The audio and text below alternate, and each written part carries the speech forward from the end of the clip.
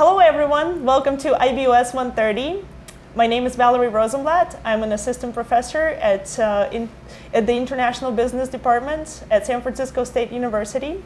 Today, we will be talking about the globalization of sports. We're basing our discussion on Chapter 3, Lechner's book on globalization. Since the 19th century, more and more people have become involved in sports that follow globally accepted rules, are managed by global organizations, and attract athletes and fans from around the world. Many sports today are part of a global sporting system that consists of over 70 international sports organizations. Despite globalization, there is still quite a lot of varieties and styles of sports. Different sports are globalized to different extents. As Lechner mentions in the book, the United States for quite some time has stood offside in the global sporting game. However, recently this has been changing as globalization helps to build bridges to and from the American sports island. Well, today we have a great opportunity to talk about one of America's favorite sports, baseball. We're at the AT&T ballpark in San Francisco, California, home of San Francisco Giants. And we have a very special guest with us, Mr. Laurel Priebe, Vice President of Western Operations and Special Projects for Major League Baseball. Mr. Priebe, thank you very much for joining us here today. It's terrific really to be here. appreciate it. Thank you. And Mr. Priebe, in your opinion, to what extent is baseball a globalized sport today? Oh, I think my answer is easy on that one. More so all the time. And appropriate that we be at a facility like AT&T Park, which exemplifies it in the sense that our World Baseball Classic, of which we have now had 3, the finals were held here 2 years ago, and a full ballpark, and so many countries participating in that kind of tournament. So this is, again, a great setting to discuss this kind of topic.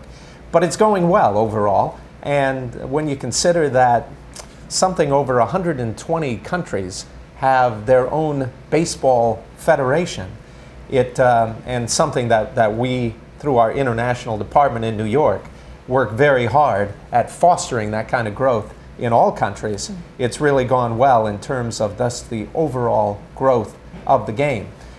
Several countries, of course, have baseball as their national game, not only here in America, but when you look throughout South America and Central America, the Caribbean, in Asia, with Japan having such a strong presence with baseball. Korea has grown in so many ways to really bring about a great presence of baseball in that country. In Europe, Italy has done very well. The Netherlands with a very strong showing in the last World Baseball Classic. That throughout the world, we continue to have great results as the game comes along. And we just could not be more pleased with how the game continues to grow. That's wonderful. It sounds like there's been a lot of globalizing of baseball in the last few years. What are some of the factors that contribute to the globalization of baseball? Well, I think there's several with that. Technology comes into play in a big way, as we now have baseball is televised throughout the world. I think in something over 200 countries. Our international television department could certainly speak eloquently to the number of countries we have, but baseball is televised everywhere. And you know, the internet has opened up a whole new world. Major League Baseball Advanced Media, which is headquartered in New York, has been a worldwide success story when it comes to the internet and the website, which is MLB.com, and controlling all the teams and everything else. And so the World Wide Web has taken us to a very, very big extreme. As I mentioned, the World Baseball Classic has certainly been a big contributing factor in countries developing their program to where they are financially incentivized as the World Baseball Classic brings funding back to those federations who are participants in the tournament has been a big help. So many different factors come into play. But overall, we continue to have good momentum, and momentum is so important when you're maintaining this. Absolutely. And you mentioned technology, which is quite interesting. Are there any issues that technology also brings in from inhibiting possibly the globalization of baseball? Some of the things that come to mind to me was some of the issues with that fans might have with the umpire calls playback, or maybe even some of the athletes have. Does that have any extent on the globalization of baseball, or some? Well, I think it's really all good, and sometimes when you're in an entertainment industry such as baseball, there's always going to be some small lightning rod type issues, but I think in many ways they bring attention to the game. That there is a positive that comes even from some of the smaller issues that come into play. So technology has been a great boost for us, has exploded baseball's interest across the globe. Very interesting. How does globalization influence players, team owners, fans? Does it have any impact in changing the game at all? From that perspective? Well, I think it has, and with Major League Baseball being the preeminent league around the world, one thing that certainly helps us that much more is the international flavor that make up the constituency of players in Major League Baseball. We have something over 40% of our players are born from outside the United States, and when you have that kind of international representation to the players, it can't help but work in a number of ways. First, I think for those countries who have players coming here, it is always going to serve to build interest in those countries about their players playing here in the United States and in Toronto for Major League Baseball. But also in the United States, it is going to foster interest among teams and fans knowing what is going on in baseball in other countries. Certainly Japan has been a very strong flow of talent to the United States, and I think that much more that American baseball fans, particularly when it comes to Japan, but other places too, pay that much closer attention to what players are doing in other countries. So that has really come into play too. Very interesting. I know baseball at a certain point was an Olympic sport. Do you see baseball coming back to the Olympics? Why not? Well, I guess one never says never. We have been an Olympic sport in the past and then went away, and then we came back, and now we are not an Olympic sport. And there has been an issue with the International Olympic Committee when it comes to the absence of major league players being able to play in the Olympics, which is a non-starter for us, given the Summer Olympics, of course, happening in August, and it would require us to interrupt our season, which for us is just an issue that is hard to get around. We would, as we have done in the past when we were an Olympic game, to have minor league players filling that void and representing countries, that is something that can be worked with. But the Major League season is something that we cannot quite get around. Actually, that was a major factor in bringing about the World Baseball Classic, which we've talked about to some extent.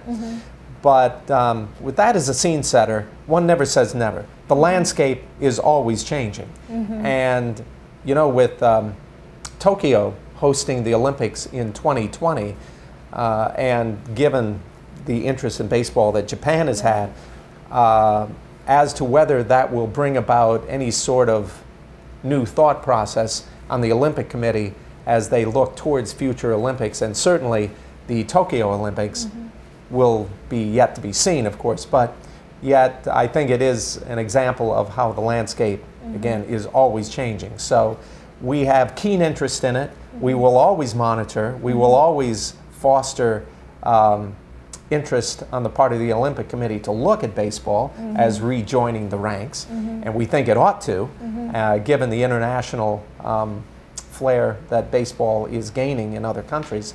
But we're not there yet, and so a project that we are always working on. What are some of the actions that are, so to speak, on the to-do list for the MLB for globalization? Well, there's always the to-do list. Facilities comes to mind as one of those. You know, in terms of, I think you had brought up obstacles a little earlier, and you know, facilities.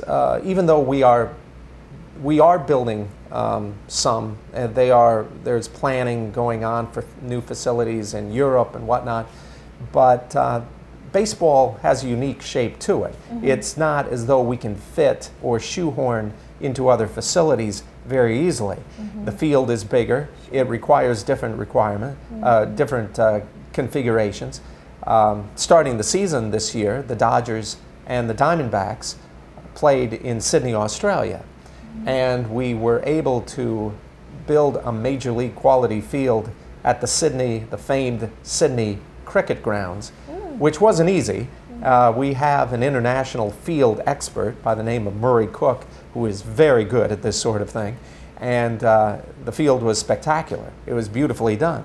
But yet, cricket grounds are not quite perfectly made for baseball fields, so there had to be some grounds made when it came to making that into what it was. But building facilities is certainly one thing. Also coming to mind is that the equipment of baseball is a little bit different. It's not quite as simple as basketball might be, where you have the ball and you put up a hoop and you're ready to play.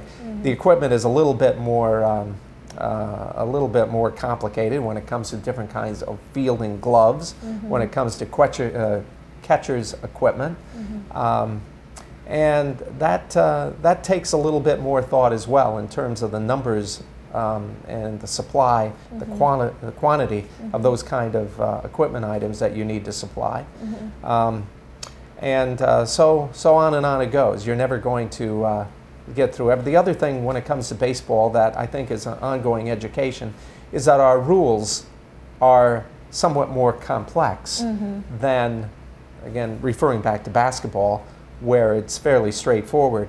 If you were to sit down and explain the game to a non-fan who might be very interested, but it's not you're not going to do it in 5 minutes. And so the rules of the game is also something that we need to continue to try and do an education on internationally. So we've got our challenges in front of us, but we also have, in our estimation, the greatest game. And so it's a passion that we all have to try and spread the goodwill of this game throughout the world. That's very interesting.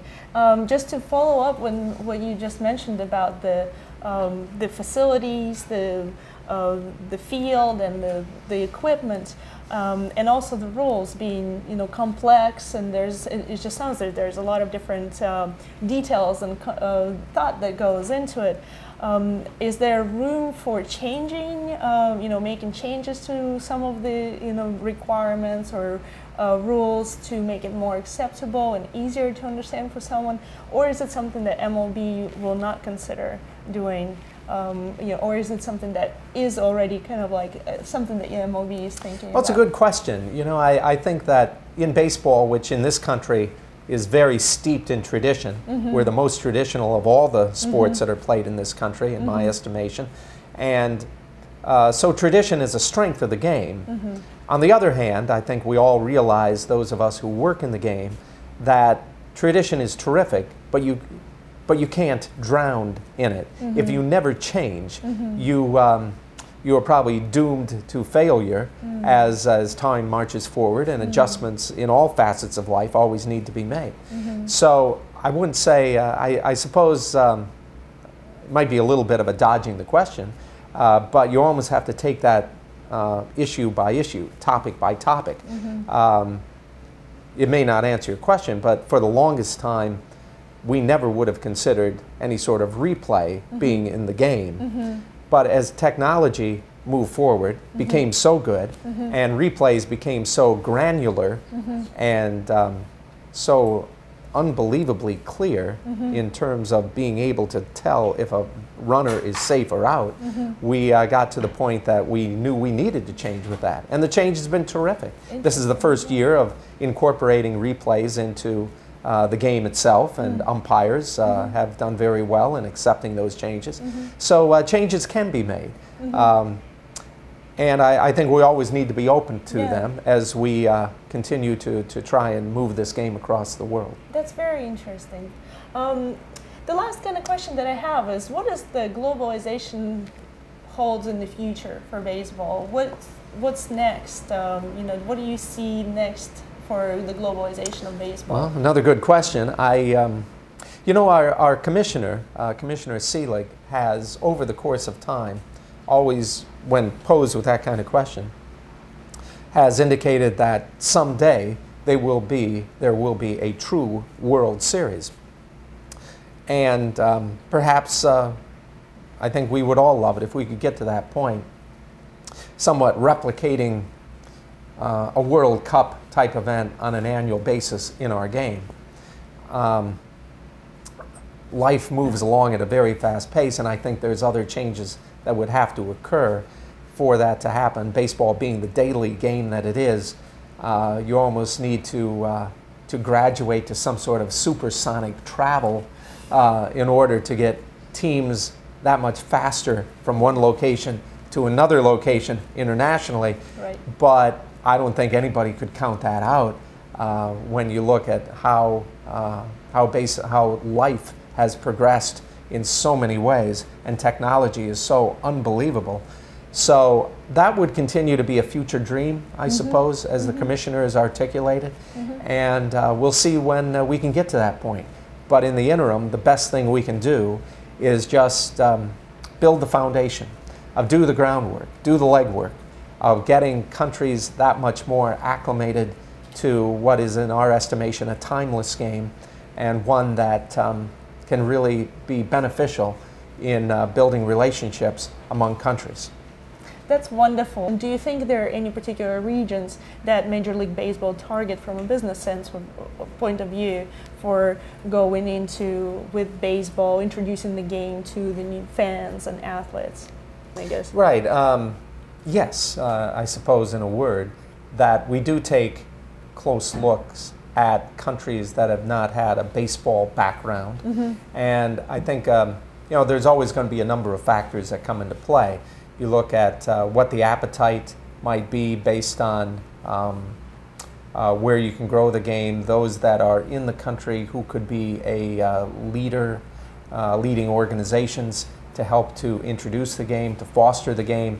Little League, I have not mentioned in this discussion, has become a very prolific organization throughout the world, which obviously is so important to growing future generations. Political environment in countries cannot be ignored. So a number of factors come into play, but we have an international department in our offices in New York who spend all of their time thinking about where we can go, how we can grow, and really all facets of that. The game on the field, interest in the game via television and internet, the technology aspects that are so important to our growth. You know, it's a growing department, and one that will probably continue to do so, because that is the frontier for us as we move ahead. Wonderful. It's just wonderful to hear about how the technology and changes in technology and changes in transportation, communication has influence on globalization of baseball. It would be very interesting to see one day where baseball and will have the real World Series, and we surely do hope that more and more fans and athletes join this wonderful game, and that one day baseball is not just going to be the America's favorite pastime, but world's favorite pastime. So thank you very much, Mr. Bream, for having us here, and for sharing your wisdom and your insights with us. We really appreciate it. Thank you. Anytime. Thank you. When the Giants come to town, it's bye-bye, baby. Every time the chips are down, it's bye-bye, baby. History's in the making at Candlestick Park.